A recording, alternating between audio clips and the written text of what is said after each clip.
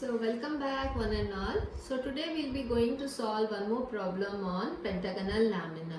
Okay, so in the last class we dealt with the pentagonal lamina resting in one of the edge.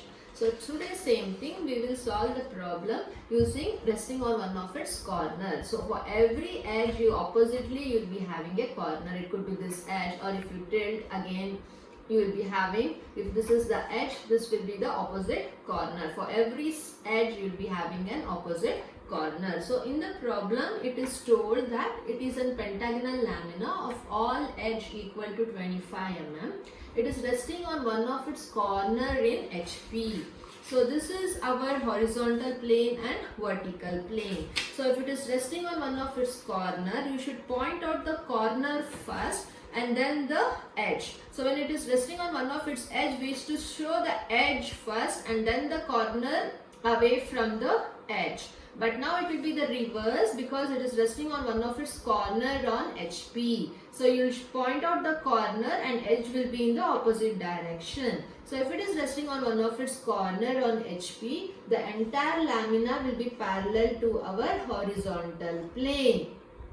So this will be the position of our pentagonal lamina which is resting on one of its corner. So when you view from the top, the entire pentagonal lamina will be visible in our top view, right? So after that you will project the horizontal plane down. So then you will be having the pentagonal lamina resting in one of its corner as our top view in this position.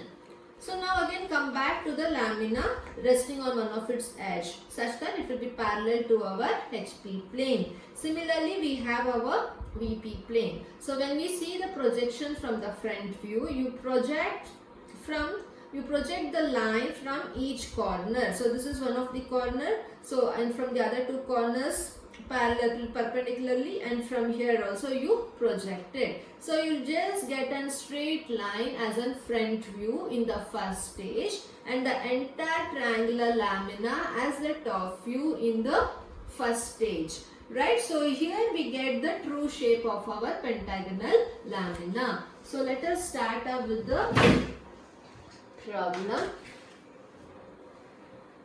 So initially first we have to draw the XY line and then we have to construct the pentagonal lamina. So it is resting on one of its corner. So you first draw the edge opposite which is equal to 25 mm. So from there you take the exterior angle as 72 degree or interior angle as 108 degree. Then again you measure 25 mm and cut an arc, 25 mm and cut an arc. So from there again you measure 25 mm, cut an arc, 25 mm and cut an arc. So you will get the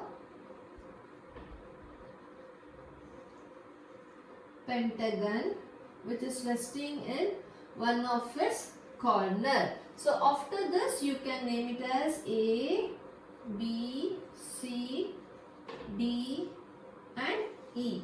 So now we have got the true shape of our top view in the true shape of the top view in the first stage. So after that what we do, I have already explained you, it just looks like a straight line in our front view. So you project the projection from C and D, from E and B and from the corner A also. So you show the direction in which it is projected. So in the observer views here, from the bottom A is visible. So when it comes to front view it becomes A dash. So again the observer views from here.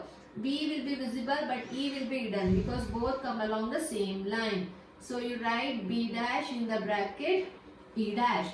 And again when the observer views from here, C will be visible and D will be hidden. So you will write C dash and D dash in the bracket.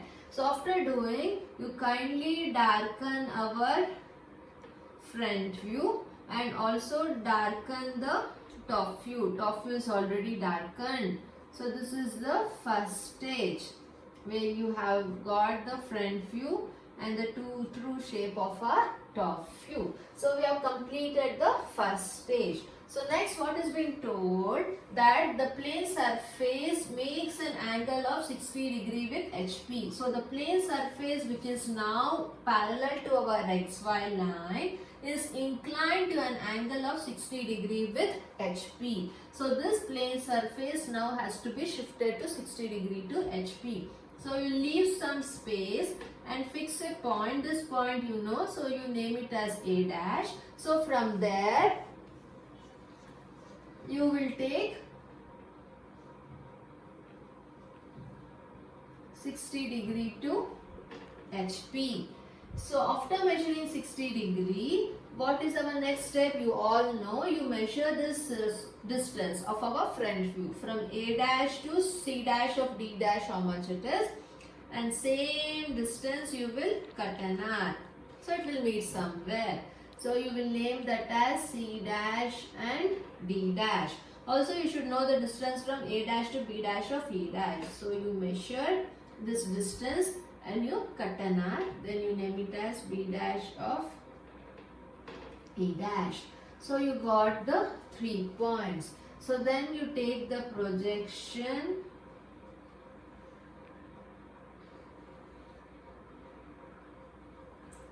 the extra part you can erase it or trim it out to certain extent. So you took the projections down from the inclined front view. After that you have to take the projections from our top view also. So you extend the locus of E, locus of D, the locus of C, the locus of B and the locus of A. After extending, now you have to read the locus from each corner. So this is A. Locus of A is meeting A dash at this point. So this will be our A. Locus of B is meeting B dash at this point. So this is our B. Locus of C is meeting C dash at this point. So this is our C. Locus of D is meeting D dash at this point. So this is our D. Locus of E is meeting E dash at this point. So this is our E. So after that we have to join. So you will join A to B, B to C, C to D, D to E and A to E. So now we have got a compressed image of the first stage of a top view. So this shows this is the true shape and this is the apparent shape of the top view what we have got. So after completion of the second stage, then we have to read the details related to the third stage, which is with respect to the inclination of angle for VP. So what is being told here, the edge opposite to the corner makes an angle of 45 degree with VP. So this is resting on one of its corners. So which is the edge opposite to this corner? This is the corner A. So the edge opposite to it is nothing but the edge or the side CD. So this CD now have to be inclined to 45 degree to VP. You can take 45 degree either this way or this way depending upon the space you have. So I am for time being taking 45 degree to VP. So the opposite to the corner is this edge and this edge has to be inclined to 45 degree to VP. So before going you have to see it is a problem in which it is inclined to the edge and not to any other diagonal or the bisector. So it is a problem not on beta angle because the dimension of the edge here is same to the dimension of the edge over here. Both are having the true dimension of 25 mm. So leave some space and you fix a point. Let this be D and the other point you need to measure how much it is. So measure D to see how much it is and you cut an arc. So this will be our C and this will be our D. So after that we have to construct the remaining part of our pentagonal lamina. For that we need first the midpoint of this edge. So measure this midpoint how much it is from the second stage and just you make a point on it. So this is the midpoint. So from midpoint you can see an construction line coming out. So just draw a perpendicular line. Okay, so after drawing perpendicular line, you need the other corners or other edges. For that you need to know this distance, right? So you identify what is this distance is using compass, and using the same compass you just make a reference point. So after making reference point, please draw this line parallel which meets the locus of E and B. Okay, so you just draw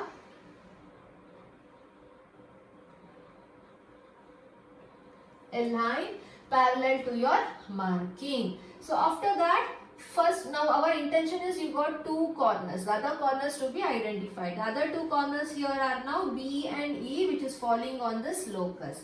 So keep one end of the compass here and measure the distance D to E, how much it is. Using the compass, come back and you cut an arc on the locus what you have drawn.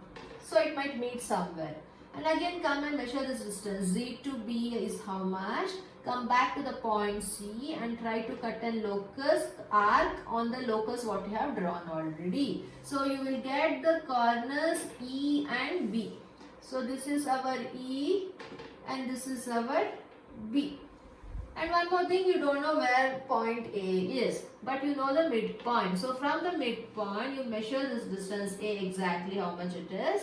So from here, extend this line, you just cut an arc. This entire distance from here you cut an arc. So you got the point A also. So all the 5 points you got now. So then you will join A to E, A to B, B to C and E to D. Right. So after that now you have to take the projection up from each point. So you take the projection from the corner B, from the corner A, from the corner C, from the corner E and from the corner D also. Okay. So let this be D.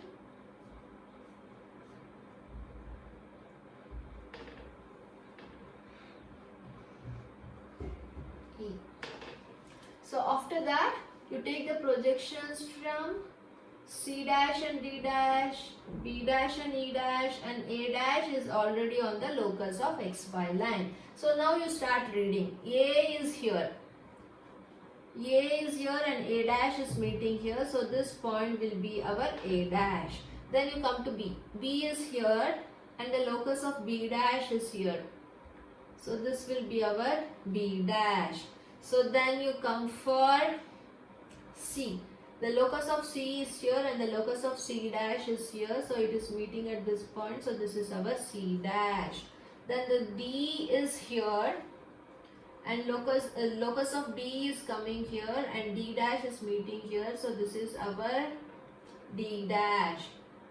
And then the E is here and locus of E is along this point. It is meeting at this point. So this is E dash. So after getting all the corners, try to join A dash to B dash, B dash to C dash to D dash to E dash and A dash to E dash. So this will provide the front view in third stage. Okay, so this is our second stage which provides the apparent shape of our top view. So here the apparent shape is inclined to 45 degree to VP. This is not as per the dimension. If you draw as per the dimension, you will get the exact figure out. So this is roughly how does it look. So whenever it has been asked with respect to the corner, this is how you have to start up. In the last class, we dealt about how the problem looks like when it is rested on one of its edges. So this is the case in case of one of its corner. And it has not been asked on bisector or diagonal anything, and hence there no beta angle is been needed. Thank you.